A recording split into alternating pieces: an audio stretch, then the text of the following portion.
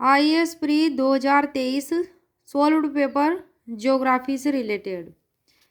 Question number है 61। निम्नलिखित देशों पर विचार कीजिए। पहला है बुल्गारिया, दूसरे ऑप्शन में चेक रिपब्लिक, तीसरे में हंगरी, चौथे में लातविया, पांचवें में लिथुआनिया, छठे में रोमानिया। कितने देशों की सीमाएं यूक्रेन के साथ साझा करती है, कितनी मिलती है यूक्रेन से? तो ऑप्शन में दे रखे हंगरी और रोमानिया, इनसे मिलती है, तो केवल दो ही आंसर आएगा। केवल दो देशों से यहाँ ऑप्शन में दिए गए इनमें। यूक्रेन पूर्वी यूरोप में स्थित एक देश है। रूस के बाद यूरोपीय महाद्वीप का दूसरा सबसे बड़ा देश है, जिसकी राजधानी कीव है।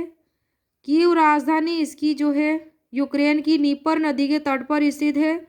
यूक्रेन की सीमा जिन देशों से लगती है उनके नाम हैं बेलारूस, रूस, अजोव सागर, काला सागर, इन सागरों से भी लगती हैं। फिर आ जाता है देश माल्डोवा, रोमानिया, हंगरी, स्लोवाकिया और पोलैंड।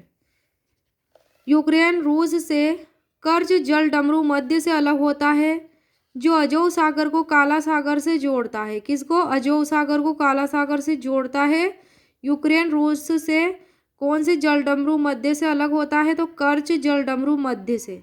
नेक्स्ट है क्वेश्चन नंबर 62। पृथ्वी के वायुमंडल के संदर्भ में निम्नलिखित कथनों में कौन सा सही है? ए में है भूमध्य रेखा पर प्राप्त होने वाले सूर्य ताप की कुल मात्रा ध्रुवों पर प्राप्त होने वाले सूर्य ताप की कुल मात्रा की लगभग 10 गुनी है। बी ऑप्शन है अवरक्त किरणें सूर्य ताप के लगभग 2/3 भाग है। सी में है अवरक्त तरंगें निम्न वायुमंडल में संकेंद्रित जलवाष्प द्वारा वृहद रूप से अवशोषित होती हैं।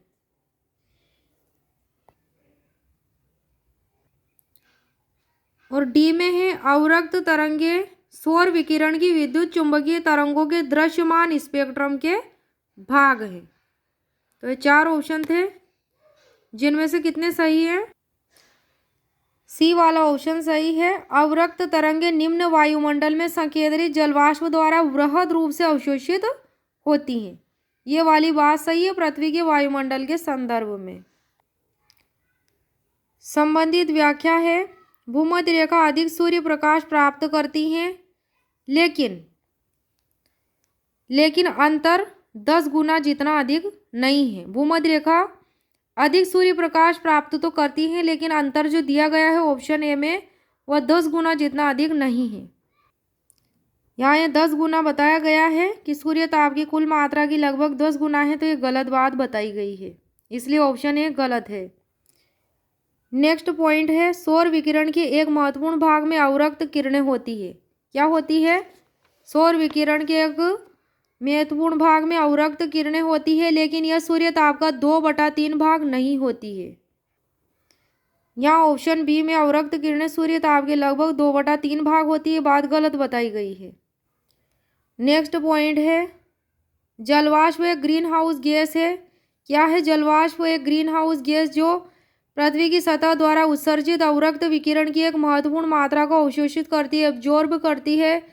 यह अवशोषण पृथ्वी के तापमान को नियंत्रित करने और ग्रीन हाउस प्रभाव को बनाए रखने में महत्वपूर्ण भूमिका निभाता है। सूर्य ताप में विभिन्न तरंग दैर्घ्य होती है। क्या होती है? सूर्य ताप में विभिन्न तरंग दैर्घ्य, जैसे दृश्य प्रकाश, पराबैंगनी किरणें और अवरक्त किरणें, लेकिन इनके विशिष्ट अनुपात क्या हो सकते हैं? भिन्न हो सकते हैं। सूर्य ताप में विभिन्न तरंग दैर्घ्य होती हैं, जैसे दृश्य प्रकाश, पराबैंगनी किरणें, अवरक्त किरणें, लेकिन इनमें क्या होता है? विशिष्ट अनुपात भिन्न हो सकता है। दृश्य स्पेक्ट्रम में प्रकाश की तरंग दैर्घ्य होती है जो मानव नेत्रों को दिखाई देती है 400 से 700 नैनोमीटर तक होती है। अवरक्त तरंगों में दृश्य स्पेक्ट्रम की तुलना में अधिक तरंग दैर्घ्य होती है। अवरक्त तरंगों में दृश्य स्पेक्ट्रम की तुलना में अधिक तरंग दैर्घ्य होती है और यह मानव नेत्रों को दिखाई नहीं देती है। और यहाँ डी ऑप्शन इसलिए रॉन्ग होगा कि यहाँ बताया गया है कि अवरक्त तरंगें सौर विकिरण की चुंबकीय तरंगों की दृश्यमान स्पेक्ट्रम के भाग है, जबकि ऐसा नहीं है। अवरक्त तरंगों में दृश्य स्पेक्ट्रम की तुलना में अधिक तरंग दैर्घ्य होती। किसकी तुलना में? दृश्य स्पेक्ट्रम की तुलना में। अधिक तरंग दैर्ध्य होती है और यह इसका भाग नहीं होती है दृश्यमान स्पेक्ट्रम का, और यह मानव नेत्रों को दिखाई नहीं देती है इसलिए। क्वेश्चन नंबर है 63 63। निम्नलिखित कथनों पर विचार कीजिए। कथन 1 है उष्णकटिबंधीय वर्षावनों की मृदा पोषक तत्वों से भरपूर होती है। कथन 2 उष्णकटिबंधीय वर्षावनों के उच्च ताप और आर्द्रता के कारण मृदा में विद्यमान मृत जैव पदार्थ का द्रुत अपघटन होता है। तो इसमें से कौन सा कथन सही है, इन पर विचार करना था। तो इसमें से कथन 1 तो है रॉन्ग और कथन सेकंड जो है ये सही है। मृदा में आमतौर पर पोषक तत्वों की कमी होती है, क्योंकि पोषक तत्व संचित होने के लिए पर्याप्त समय तक मृदा में नहीं रहते हैं, इसलिए पोषक तत्वों की मृदा में कमी होती है। और यहाँ का क्या बताया गया है कि मृदा पोषक तत्वों से भरपूर होती है, तो ये बात गलत दी गई है। नेक्स्ट है क्वेश्चन नंबर 64 64। निम्नलिखित कथनों पर विचार करो। कथन 1 में ग्रीष्म ऋतु में महाद्वीपों और महासागरों के बीच तापमान विपर्यास शीत ऋतु की अपेक्षा अधिक होता है। शीत ऋतु की अपेक्षा क्या होता है, अधिक होता है ग्रीष्म ऋतु में तापमान। कथन सेकंड में है जल की विशिष्ट ऊष्मा भूपृष्ठ की विशिष्ट ऊष्मा की अपेक्षा अधिक होती है। तो कौन से कथन सही है, इसमें कौन सा कथन इन दोनों में से सही है? तो इसमें से कथन 1 और कथन 2 दोनों ही सही हैं। कथन 2 कथन 1 की सही व्याख्या करता है कि ग्रीष्म ऋतु में महाद्वीपों और महासागरों के बीच तापमान विपर्यास शीत ऋतु की अपेक्षा अधिक होता है। जल की विशिष्ट ऊष्मा भूपृष्ठ की विशिष्ट ऊष्मा की अपेक्षा अधिक होती है तापमान के कारण। नेक्स्ट है क्वेश्चन नंबर 65 65। इसमें भी निम्नलिखित कथनों पर विचार करो। इनमें विचार करने कथनों पर। कथन 1 भूकंप लेखी सीस्मोग्राफ में एस तरंगों से पूर्व पी तरंगें अभिलिखित की जाती हैं। सेकंड है कथन में पी तरंगों में अलग अलग कण तरंग प्रसार की दिशा में आगे पीछे कंपन करते हैं, जबकि एस तरंगों में कण तरंग प्रसार की दिशा के समकोणीय ऊपर नीचे कंपन करते हैं। तो कितने कथन सही हैं? तो दोनों ही कथन में सही है। संबंधित नोट है पी तरंगों से रिलेटेड। पी तरंगे गैस तरल और ठोस पदार्थों से गुजर सकती हैं। पी तरंगे किस किस से गुजर सकती हैं? गैस तरल और ठोस पदार्थों से। ध्वनि तरंगों के समान होती है पी तरंगे। इन्हें संपीड़न तरंगे भी कहते हैं, प्राथमिक तरंगे भी कहते हैं, और ये सबसे तेज भूकंपीय तरंगे होती है पी तरंगे। अब है एस तरंगों से रिलेटेड बातें। ये केवल ठोस पदार्थों से ही गुजर सकती हैं। पी तरंगों की तरह गैस तरल और ठोस पदार्थों से नहीं गुजर सकती हैं। एस तरंगे केवल ठोस पदार्थों से गुजर सकती है। इन्हें द्वितीय तरंगे कहते हैं, एस तरंगों को, और पी तरंगों को प्राथमिक तरंगे। एस तरंगों की गति कैसी होती है? धीमी होती है। पी तरंगों के बाद में ये भूकंप लेखी स्थान पर पहुंचती है एस तरंगे, क्योंकि इनकी गति धीमी होती है। तो ऑप्शन में दिए गए थे, इसलिए दोनों ही कथन सही हैं। भूकंप लेखी सीस्मोग्राफ में एस तरंगों से पूर्व पी तरंगें अभिलिखित की जाती हैं, क्योंकि ये पी तरंगें तीव्र होती हैं। पी तरंगों में अलग अलग कण तरंग प्रसार की दिशा में आगे पीछे कंपन करते हैं, बिल्कुल, जबकि